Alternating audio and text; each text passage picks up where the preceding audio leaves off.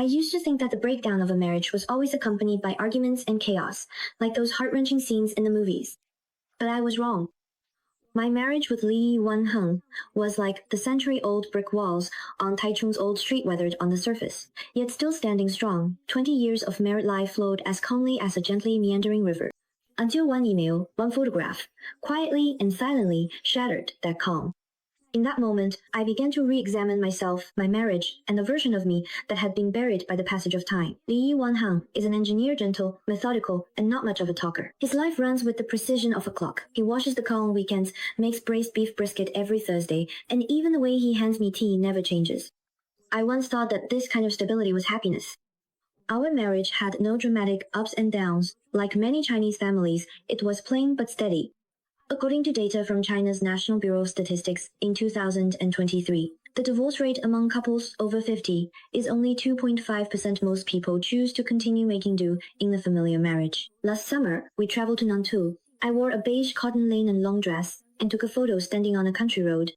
Li Yuanheng said, "You look like sunlight just touching the ground." I smiled and didn't take it to heart until that day when I walked into his study to look for the printer. The computer screen was on, and an unclosed email came into view. That photo was prominently attached, and the recipient was his good friend Lin Ziming. The email contained only one sentence. "How can you still look at it as if nothing happened? It clearly comes from another world." My heart felt as if it had been struck by a stone, sinking into a bottomless abyss. That sentence wasn't meant for me, yet it pierced my defenses like a blade. I stared at myself in the photo. My smile was bright, yet I looked as unfamiliar as another woman. In that moment, I began to wonder, am I still the woman worthy of love in Li Yuanheng's eyes? Lin Ziming was Li Yuanheng's friend from university, cheerful by nature, and often came over for gatherings. He was always smiling, his hugs a bit too familiar, but I never thought much of it. A few days later, he came over for dinner as usual, brought a bottle of red wine, and chatted and laughed with Li Yuanheng. I sat on the sofa, holding a teacup, and felt his casual yet lingering gaze. Whenever I lowered my head to swirl the cup or smile softly, his eyes no longer held the polite friendliness of a friend, but a restrained yet burning desire. That night, I stood in front of the mirror, wearing an ivory silk nightgown, took off my bra, and for the first time, examined my body seriously. At 46, my skin was no longer firm, and fine lines had appeared around my waist. I asked myself, am I still a woman worthy of desire? Not as a wife, but as myself. This question struck like lightning, shattering years of calm. From that day on, I began to change. I started wearing form-fitting tripods, applied Osmanthus perfume, and chose more delicate lingerie. I told myself this wasn't for Lin Ziming, but to reclaim the part of me that life had worn down. In China, women are often expected to center their lives around the family. According to the 2023 Women's Mental Health Report, 45% of women over 40 feel lost due to a decline in self-worth. I didn't want to become one of them. One weekend, Li Yuanheng mentioned that Lin Ziming would be coming over that night to watch the basketball game. I nodded, but inside it felt as if a wild beast was breaking free. That day, I wore a white cotton linen shirt, slightly fitted to accentuate my waist, with a thin ribbon tied around my neck. When Lin Ziming walked in, his gaze lingered on me for a moment, filled with a familiar yet unfamiliar intensity. After dinner, he went to the kitchen to pour some water, and I followed him in. We stood very close, our breaths mingling. I didn't step back, and he didn't move closer. His fingertips almost touched the back of my hand. The air was thick and oppressive, like the heaviness before a storm, dense and dangerous. There were no words, no transgressions, but in that moment, we both crossed a certain line. After that, Lin Ziming started sending messages. The contents seemed casual, a photo of an old book page, with a caption, "Do you still remember this book?" It was a Chinese audio novel we had talked about after a gathering. I lied and said, "I'm still reading it." Through our messages, we wove a language only the two of us could understand, each word laced with unease and excitement. This secretive exchange was like dropping a stone into the calm waters of marriage, sending ripples across the surface. A few days later, I went alone to a photography exhibition in Dadaocheng. The black and white photos captured the old streets of Taipei, damp and nostalgic. As I stood in front of a photo of an old clinic, I heard a familiar voice behind me. "Alone?" I turned around. It was Lin Ziming. He said softly, "Sometimes, it's only when we're alone that we remember ourselves." I replied, "Yes, that's true." We didn't walk side by side, just kept a few steps apart, but it felt as if our breaths were already intertwined. After the exhibition ended, he offered to drive me home, and I didn't refuse. The car was silent, with only the city lights flickering outside the window. Suddenly, he took my hand, and I didn't pull away. His fingers were warm, as if confirming something. He gently stroked my chin and kissed me.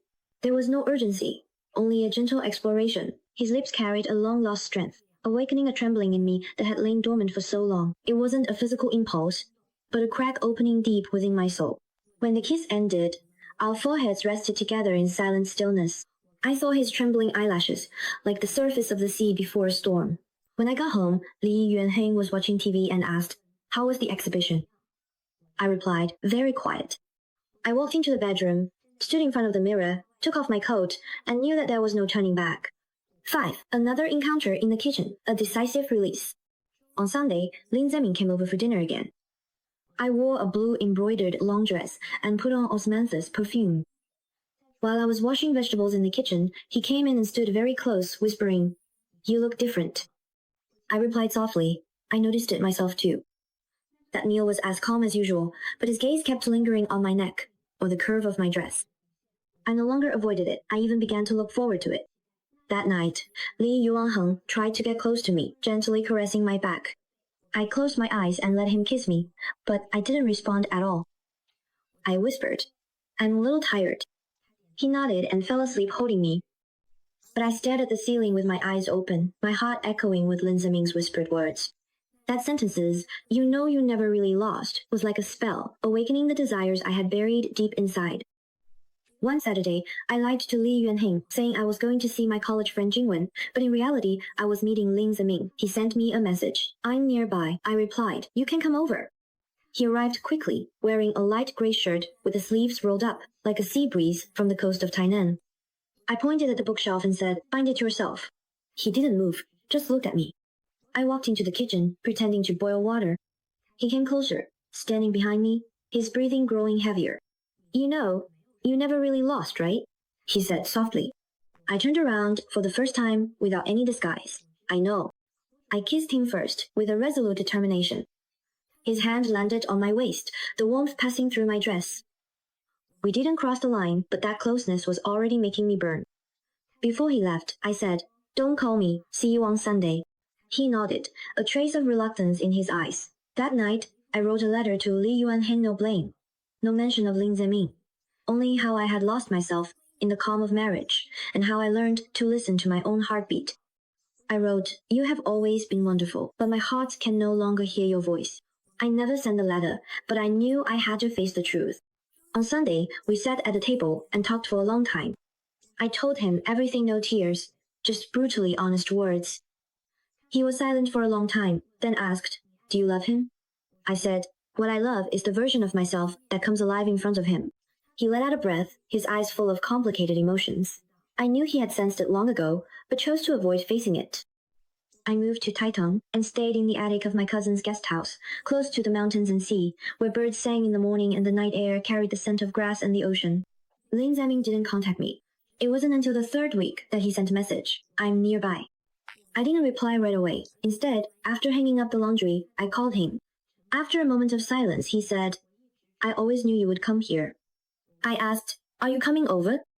10 minutes later, he was standing at the door, looking like a weary but resolute traveler. We sat in wicker chairs, drinking tea, and watching the clouds over the mountains. There were no kisses, no embraces, only quiet companionship.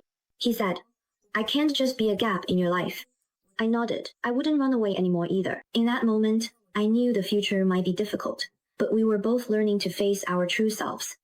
In China, marriage is seen as a symbol of family and responsibility. Data from China's Ministry of Civil Affairs in 2023 shows the divorce rate among couples over 40 has risen yearly, and more women are divorcing in pursuit of self-worth. Traditional beliefs require women to center their lives around the family and suppress personal desires, while Western societies encourage individual expression more, but extramarital affairs can also lead to emotional harm there.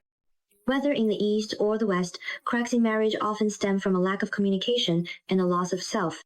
Wang Qi's story, as referenced earlier, reminds us that extramarital affairs may be a projection of personal longing, but they often end in hurt. My experience made me realize that the breakdown of a marriage is not simply a matter of betrayal, but rather the result of both parties gradually drifting apart in silence. A 2023 study in the Journal of Social and Personal Relationships showed that 60% of marital crises stem from emotional alienation, not external temptation. This experience made me rediscover myself. It wasn't fooling Zemming, it was to reclaim the vibrant version of myself. The breakdown of my marriage was not a failure. Instead, it taught me to listen to my own heartbeat. After moving to Taitung, I began writing, recording my reflections between the mountains and the sea. I'm not sure whether I'll continue with Lin Zemming in the future, but I know I'm no longer running away. If you've ever felt lost in marriage or in life, try asking yourself, am I still the me who deserves to be loved? Cracks aren't frightening. They might just let the light in. May we all find our own strength amid the ups and downs of life.